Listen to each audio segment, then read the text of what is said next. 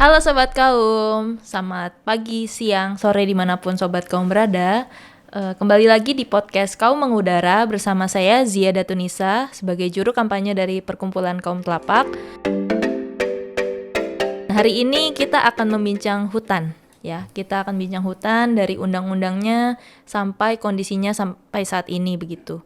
Nah, di sini saya nggak sendirian, sudah hadir bersama kita sebuah kehormatan bersama Bang Abdon Nababan.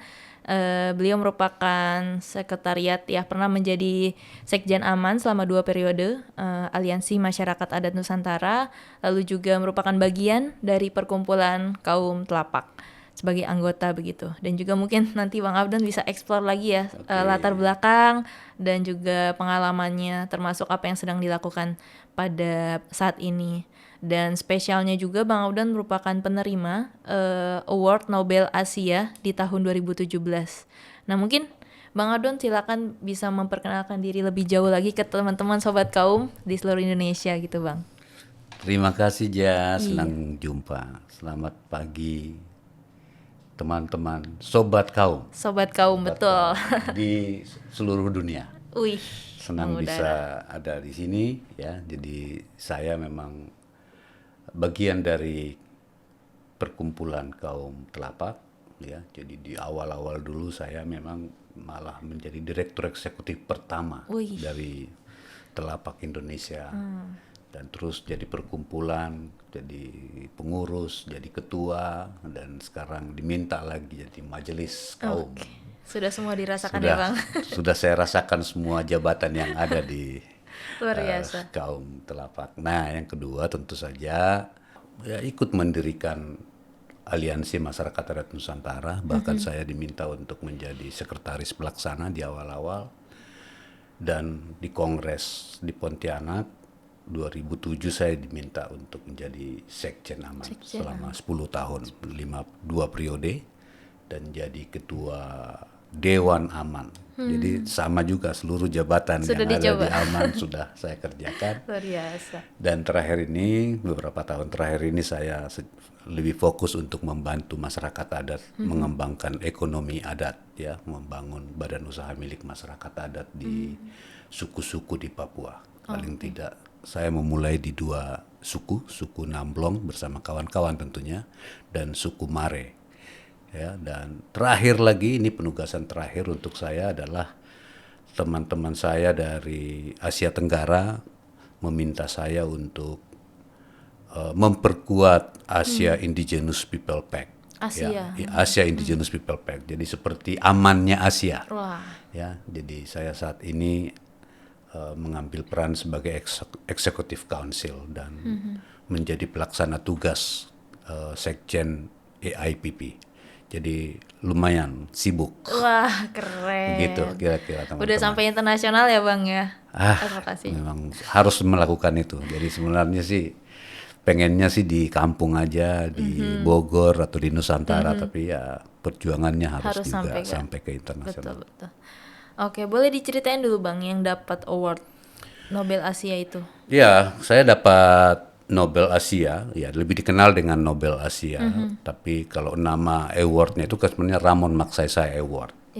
Ya, dan ini memang kita terima sebagai penghargaan dari perjalanan panjang, dan kemudian kita dikenal oleh dunia sebagai apa. Dan Ramon Magsaysay Foundation itu di Filipina, entah bagaimana caranya mereka menemukan saya, kemudian saya dapat kategori pemimpin masyarakat ya di tahun 2017 ya.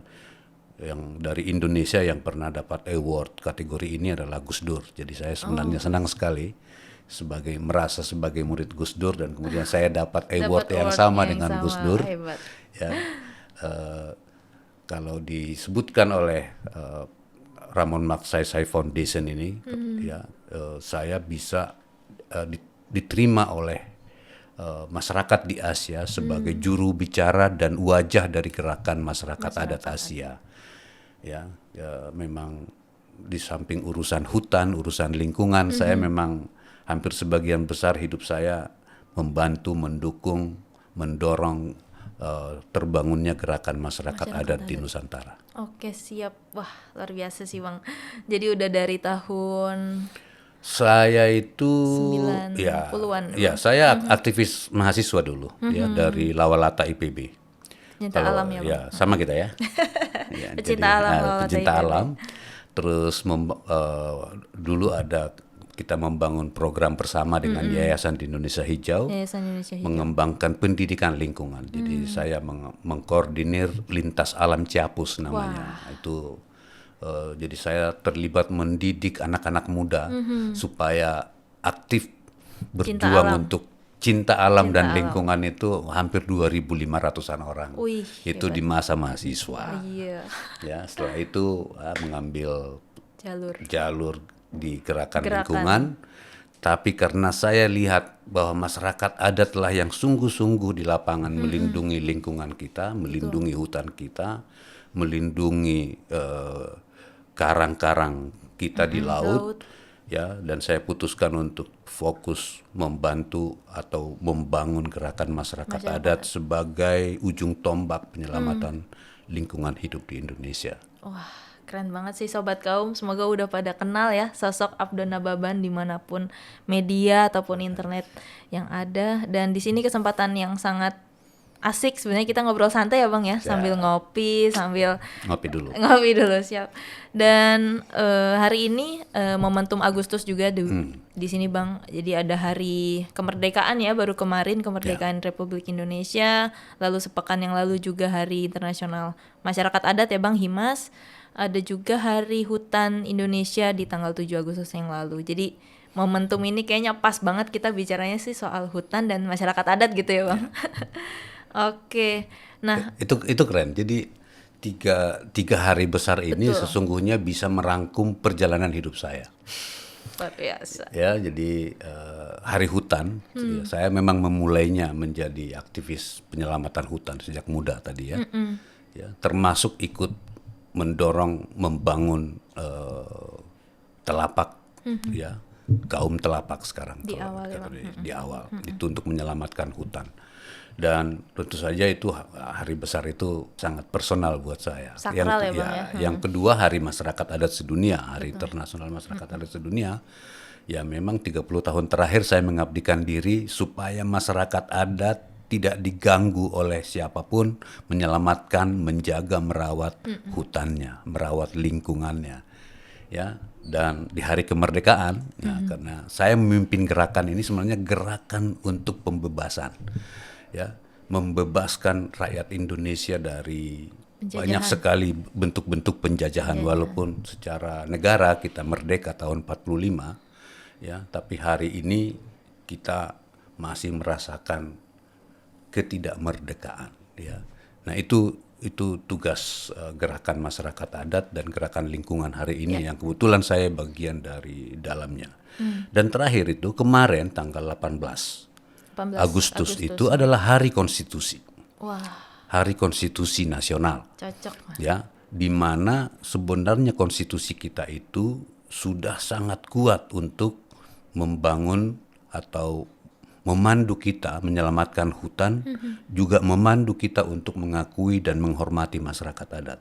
Sayangnya konstitusi kita itu tidak dijalankan secara konsisten, ya, oleh pemerintah sebagai penyelenggara negara. Jadi kita ini sebenarnya ada 4 hari raya sebenarnya kita. Momentum. Yang 4-4-nya itu sebenarnya satu sama lain saling terikat dan itu bisa membangun kita ke depan, ya, untuk sungguh-sungguh, ya, bekerja menyelamatkan hutan, apalagi dengan memposisikan masyarakat adat sebagai perawat, ya, pelindung, ya, guardian of the forest, guardian of the earth. Ya. Nah, kita bincang-bincang hutan nih Bang sekarang. Menyangkut Undang-Undang Nomor 41 Tahun 99 ya Bang, tentang kehutanan. Yang saat ini dalam proses revisi atau perbaikan dan masuk program legislatif nasional ya Bang, Prolegnas gitu. Nah, sebenarnya dari UU tersebut kan atau selama proses revisinya ini masih menimbulkan banyak pertanyaan pro dan kontra seperti itu. Namun yang ingin kita gali sekarang sih dulu riwayat advokasinya sampai undang-undang ini muncul tuh seperti apa sih Bang di zaman dulu yang tahun awal-awal 90-an mungkin 98, ya. 98 99 gitu. Boleh diceritain nggak Bang? Iya, itu menarik ya. Jadi Undang-Undang Nomor 5 Tahun 1967 itu Undang-Undang Pokok Kehutanan. Pokoknya. Ya, undang-undang ini sebenarnya adalah undang-undang yang paling kolonial di antara undang-undang yang dimiliki oleh Indonesia setelah merdeka.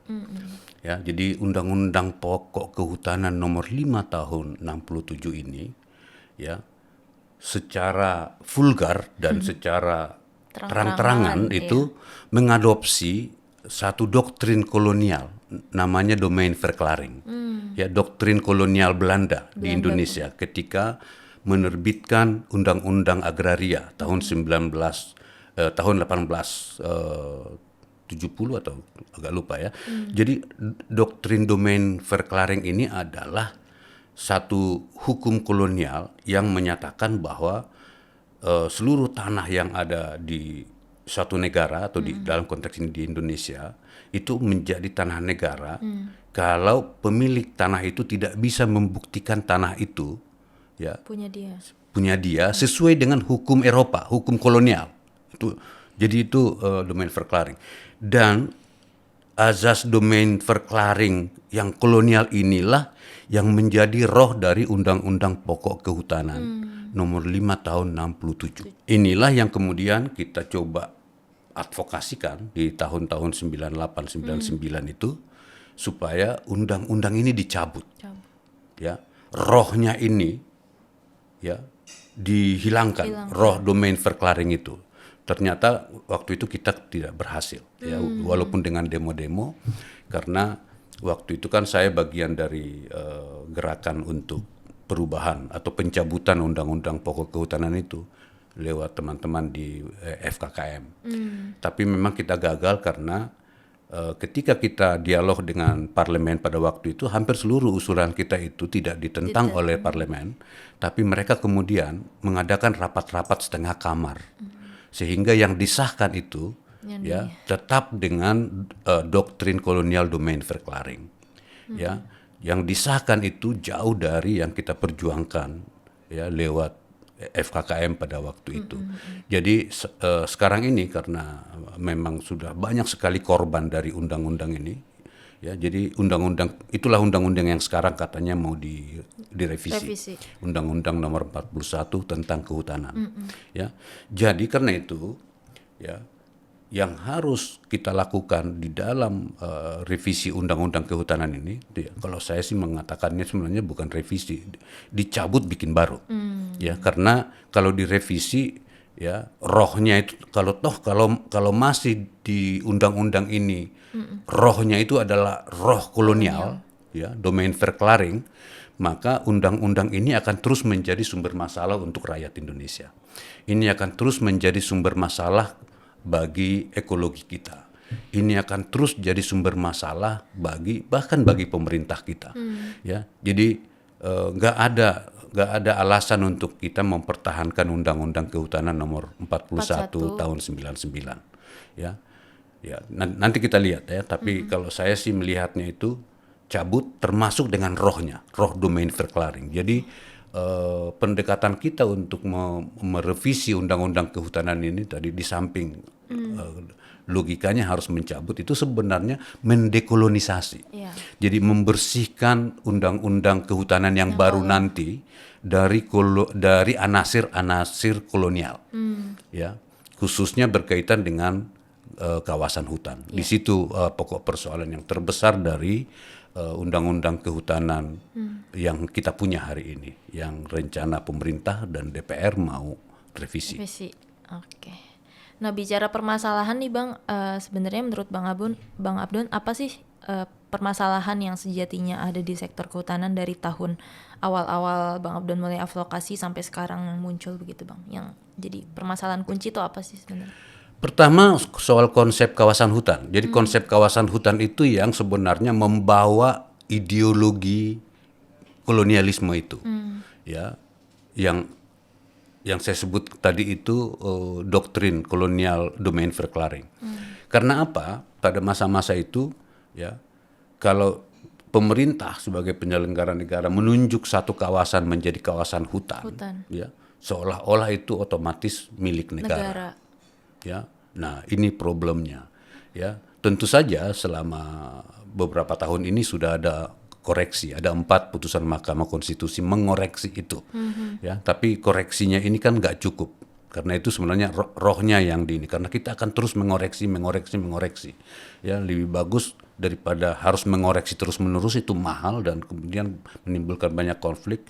Sekarang ini menurut saya dicabut aja roh jahat itu, gitu ya. Kita betul-betul bikin satu undang-undang yang memang rohnya roh yang baik, roh Nusantara, bukan roh kolonial Eropa, gitu. Yang kedua memang sistem tata kelola kehutanan yang hari ini itu sangat tidak memungkinkan partisipasi efektif dari berbagai pihak. Jadi memang undang-undang yang hari ini bekerja itu memang memberikan keleluasaan justru ke korporasi. Jadi izin-izin konsesi itu mudah sekali dikeluarkan ke orang-orang, ke para pemilik perusahaan. Tapi sulit sekali bagi masyarakat adat bahkan untuk diakui sebagai pemilik hutan adat, walaupun sudah ada MK itu ya.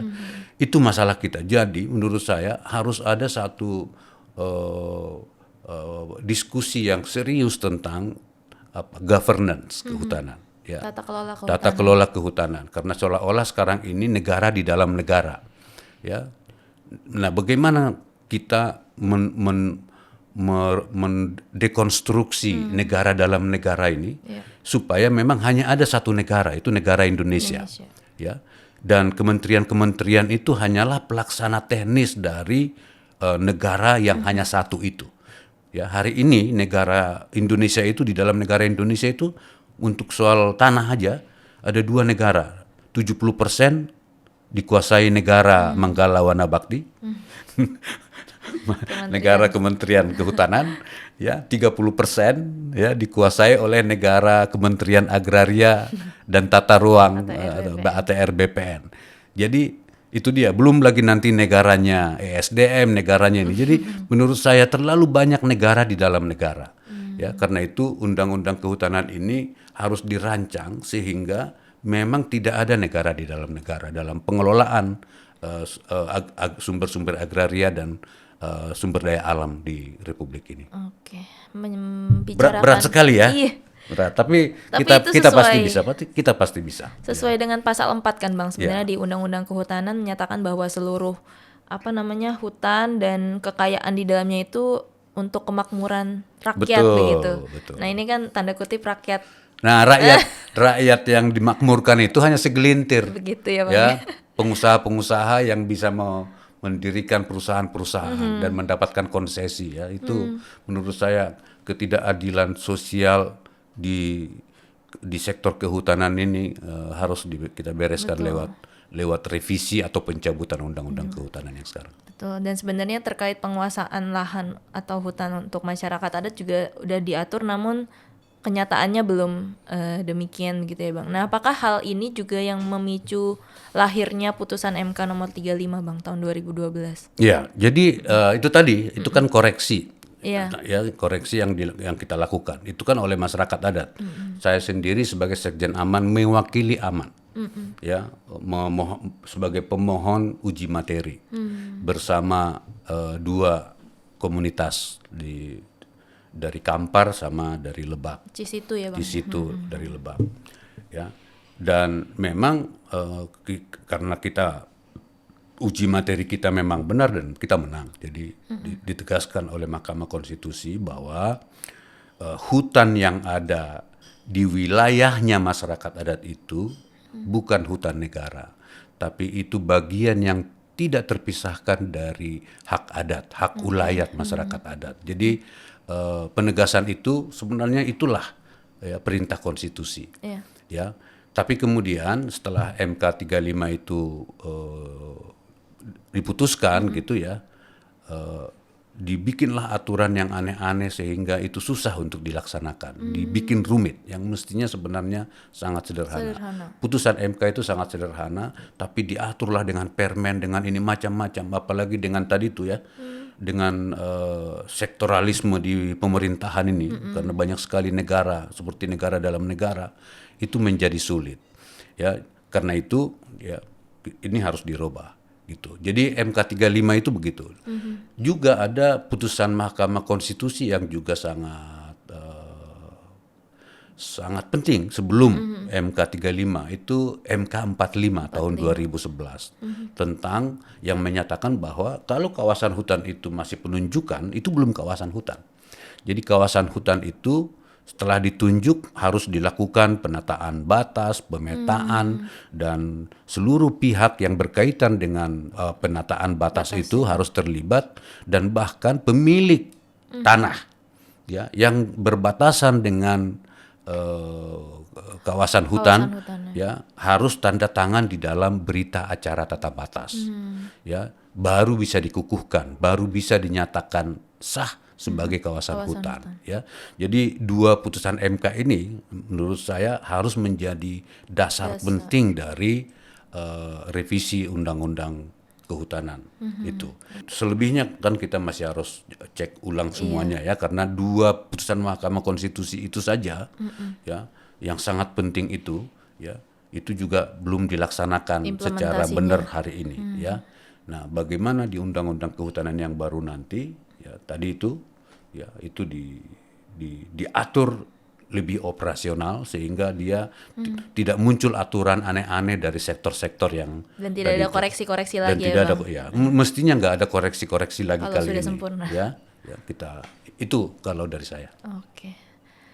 Sedikit balik nih Bang, menurut Bang Abdon untuk undang-undang kehutanan ini sebenarnya makna esensialnya tuh apa sih Bang? Apakah ini hanya mengatur untuk sektoral saja di hutan gitu, apa ini juga menyangkut hak-hak masyarakat adat atau jauh lebih besar dari itu sebenarnya makna dari UU Kehutanan ini Bang?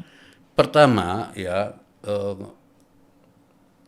saya ini tahun 93, 94, 95 saya itu kan memimpin satu riset ya di 4 provinsi tentang bagaimana masyarakat adat mengelola hutan, mengelola sumber daya alamnya. Dan saya dengan teman-teman tim ini menemukan bahwa masyarakat adat itulah sebenarnya pengelola dan penjaga keanekaragaman hayati kita, penjaga hutan kita. Ya, itu sangat nyata sekali, karena itu di Aman dulu ketika saya jadi Sekjen Aman itu dibantu oleh banyak teman-teman CSO, kita buat satu kajian berapa banyak sebenarnya hutan kita ini yang ada di wilayah adat. Ya, jumlahnya besar sekali, 57 juta hektar. Ya, dan dari 57 juta hektar ini sekitar 40 juta hektar itu adalah hutan-hutan terbaik yang dimiliki oleh Indonesia, yang dilindungi karena masyarakat adat itu menolak izin-izin yang masuk. Jadi mereka berjuang supaya logging tidak masuk, HTI tidak masuk, sawit-sawit tidak masuk ya, apalagi illegal logging, para cukong-cukong tidak masuk. Jadi kita memiliki 40 juta hektar hari ini, bisa bertahan hari ini, itu karena perjuangan masyarakat adat. Nah, karena itu makna dari revisi Undang-Undang Kehutanan itu adalah bagaimana undang-undang baru ini justru ya melindungi apa yang sudah dikerjakan oleh masyarakat adat ya, paling tidak di 57 juta hektar. Jadi kalau 57 juta hektar itu 40 kan masih bagus ya. Jadi kalau ditegaskan di undang-undang ini bahwa 40 juta hektar yang sudah dikelola masyarakat adat dengan sangat baik itu ya terlindungi ya, dicatatkan ya, jangan dibikin rumit lagi, dicatatkan aja karena itu real di lapangan. Hutan-hutan yang bagus itu dicatatkan, diadministrasikan. Ya. Yang 17 juta yang sudah sempat rusak oleh logging ya, oleh para cukong, oleh para illegal logger ini ya, dipulihkan ya. 17 juta. Coba bayangkan ya. Kalau kita bisa menyelamatkan, melindungi masyarakat adat ya, mengelola 40 juta hutan terbaik. dan juga memfasilitasi masyarakat adat merestorasi 17 juta hektar. Maka dari sisi internasional dengan krisis global, ya, krisis iklim, krisis keanekaragaman hayati, krisis pangan, Indonesia akan menjadi negara raksasa di dalam memberikan solusi kepada krisis dunia. Ya. Jadi nah, undang-undang ini harus ke sana, ya. Jadi memposisikan Indonesia sebagai solusi utama, ya, baik krisis global maupun ancaman krisis di tingkat nasional. Ya, itu sangat mungkin kita lakukan. Jadi nggak boleh kita tidak serius mencermati perubahan-perubahan yang akan dilakukan untuk merevisi undang-undang kehutanan ini. Ya, jadi utama itu roh kolonialnya dicabut dulu. Ya, gitu. Ya, berarti selain mencabut roh kolonial tadi, ada juga orientasi kepada ancaman krisis yang akan datang dan yang saat ini terjadi, begitu ya Bang. Bahkan ya krisis iklim udah kita rasain sama-sama sekarang, masyarakat adat pun merasakan, belum lagi masyarakat yang tinggalnya di pesisir, di pulau-pulau kecil, dan ya urban itu sendiri gitu yang tinggal di kota. Jadi memang hutan seakan-akan gak ada kaitannya dengan masyarakat perkotaan gitu ya Bang. Namun jauh dari situ, apa yang kita pakai, apa yang kita makan, itu semuanya dari hutan gitu ternyata. Dan tadi Bang Abdon juga sudah menyampaikan makna dari undang-undang kehutanan dan harapannya bagi revisi ke depannya gitu ya Bang. Jadi ke depan itu, ya, hutan kita itu tidak lagi untuk ekonomi ekstraksi. Tidak lagi. Jadi itu betul-betul untuk kemakmuran rakyat. Sesuai yang ada sesuai dengan konstitusi. Ya, kemakmuran rakyat, kesejahteraan rakyat. Ya, di mana hutan itu ada. Ya, termasuk masyarakat adat yang tadi saya sebutkan. Betul. Itu sudah melindungi, menjaga, merawat, mempertahankannya. Yang kedua adalah secara langsung, ya, kekuatan rakyat ini, ya, yang mengelola sumber dayanya untuk kemakmurannya juga menyumbangkan solusi terhadap ancaman krisis yang sedang ada, baik krisis nasional maupun krisis internasional. Dua itu saja. Karena itu hentikan, ya, penerbitan izin-izin konsesi. Hentikan. Jangan lagi undang-undang yang baru nanti itu digunakan sebagai dasar untuk penerbitan izin-izin konsesi. Hentikan. Sekarang ini fokus, ya, sumber daya hutan kita untuk rakyat dan sumber daya hutan kita untuk mengatasi krisis-krisis yang muncul di hadapan kita hari ini. Gak ada pilihan lain. Kira-kira begitu. Setuju Bang, sepakat. Oke, menurut Bang Abdon tadi dari segi undang-undangnya yang saat ini lagi proses revisi gitu ya Bang, ada apa ya, bocoran sedikit nggak? Apa sih yang terjadi saat ini advokasinya, dan apakah sebagai masyarakat sipil atau kelompok masyarakat sipil di sini CSO terlibat, dan mungkin Bang Abdon juga pernah ikut langsung gitu Bang proses perbaikan ini? Iya, saya membaca ada kerangka acuan yang dikeluarkan oleh DPR tentang rencana revisi ini. Dan saya mencermati TOR itu, dan saya merasa revisi ini, ya, tidak sungguh-sungguh ingin mencabut nyawa kolonialisme. Masih ada di situ, ya.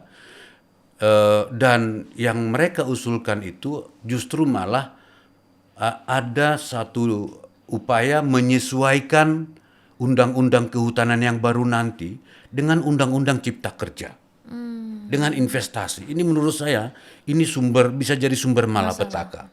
Ya. Proses-proses ini harus betul-betul dikawal oleh rakyat, dikawal oleh masyarakat adat, dikawal oleh civil society, ya, supaya ini justru tidak mengikuti cara berpikir, cara ekstraksi, cara eksploitasi yang hari ini ada di Undang-Undang Cipta Kerja.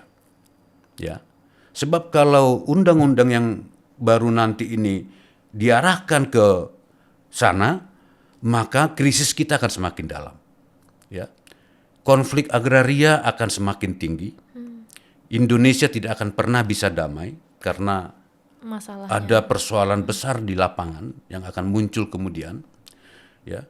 Dan hal-hal yang tadi memang disebutkan tentang ada MK35, ada MK45, tapi di dalam TOR itu nggak sungguh-sungguh itulah yang menjadi dasar dari revisi ini.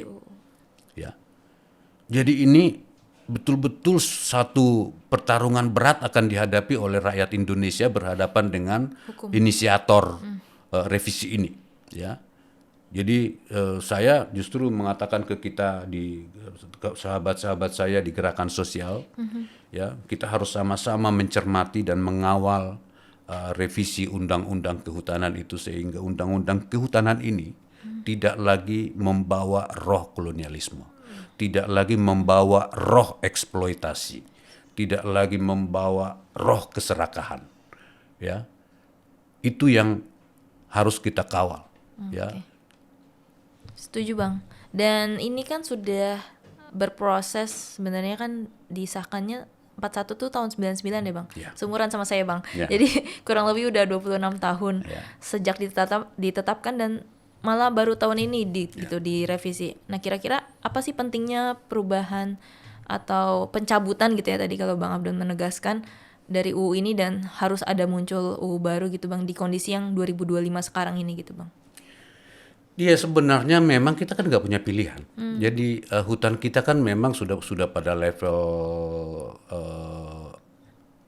darurat ya. Kritis ya Bang. Kritis sebenarnya kita ini ya karena laju deforestasinya juga masih tetap tinggi ya walaupun oleh para sahabat-sahabat dari negara lain khususnya yang mendukung pemerintah Indonesia memuji-muji ya, tapi kan saya tahu sendiri di lapangan ya tidak seperti yang dipujikan oleh orang-orang itu.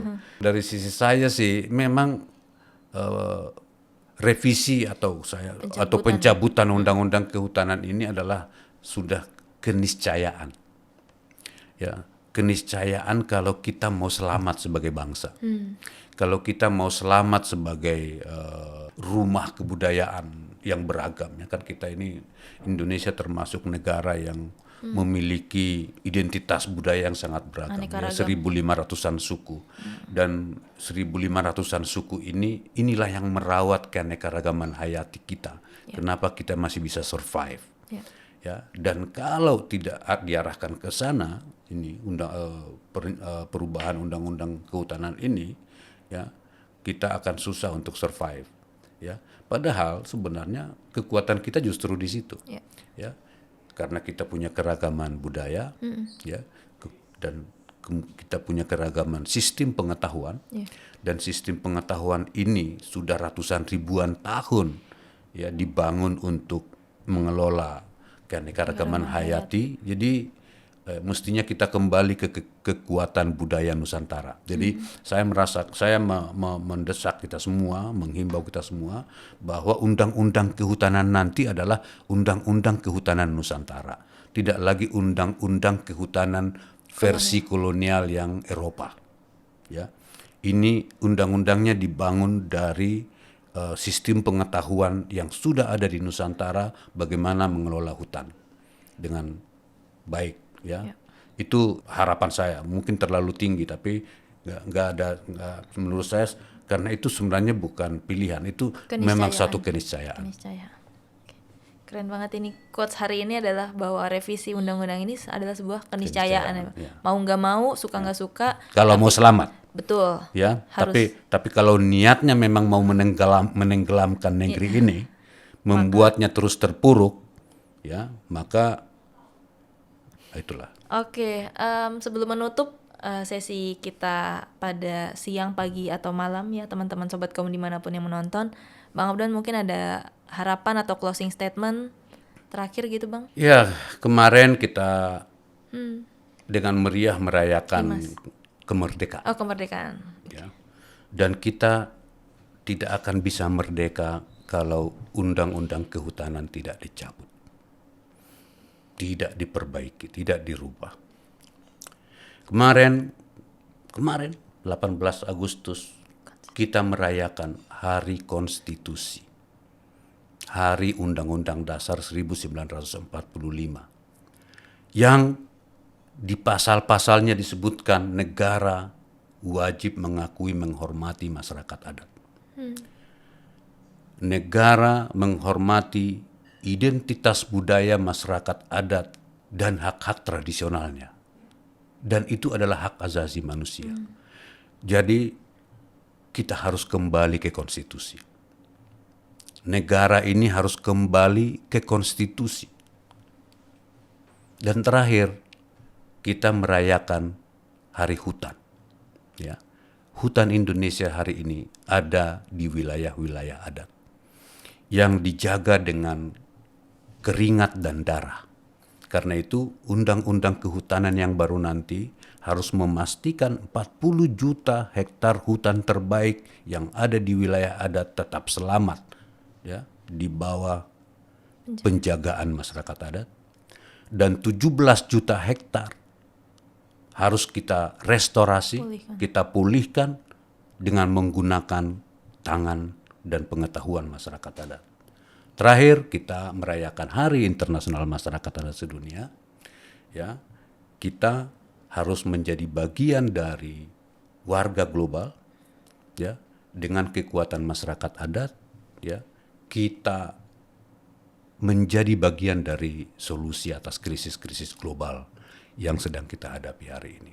Bukan sebagai kontributor ya Bang?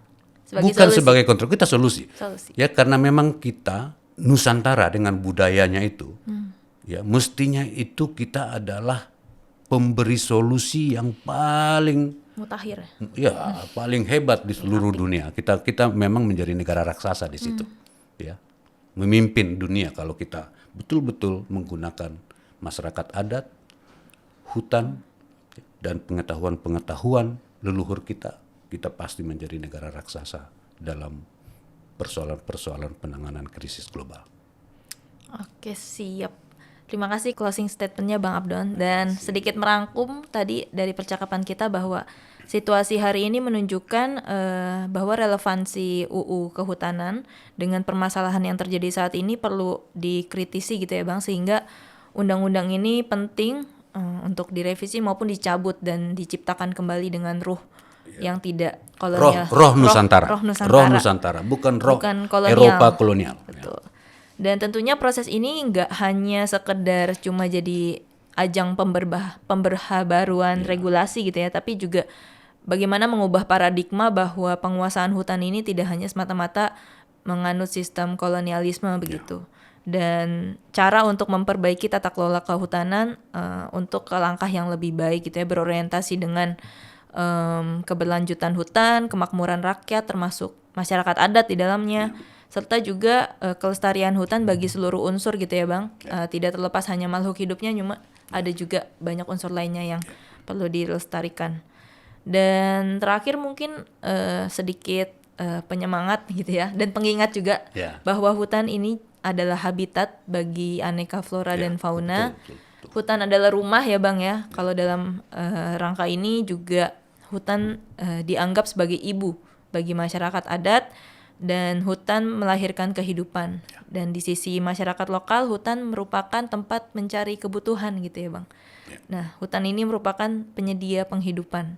Betul. Dan untuk itu hutan bukan hanya anugerah dari Tuhan. Dia memang anugerah, cuma lebih dari itu hutan merupakan warisan dari leluhur, juga yang paling penting merupakan titipan untuk masa depan. Oke, itu dia kuncinya. Siap, terima kasih Bang Abdon sudah hadir dan bersama ngobrol di sini. Semoga teman-teman Sobat Kaum bisa mencermati apa yang kita sudah diskusikan, dan silakan follow lebih lanjut untuk mau tanya-tanya ataupun diskusi sama teman-teman di Kaum Telapak. Bisa follow sosial media kami di Instagram dan koneksi lainnya. Dan terima kasih sudah menyimak sampai sejauh ini. Semoga hutan kita tetap lestari, dan jangan lupa untuk like, share, and subscribe. Terima kasih. Terima kasih Bang Abdon. Sobat Kaum, terima kasih. Thank you. Terima kasih. Terima kasih Bang Abdon. Terima kasih.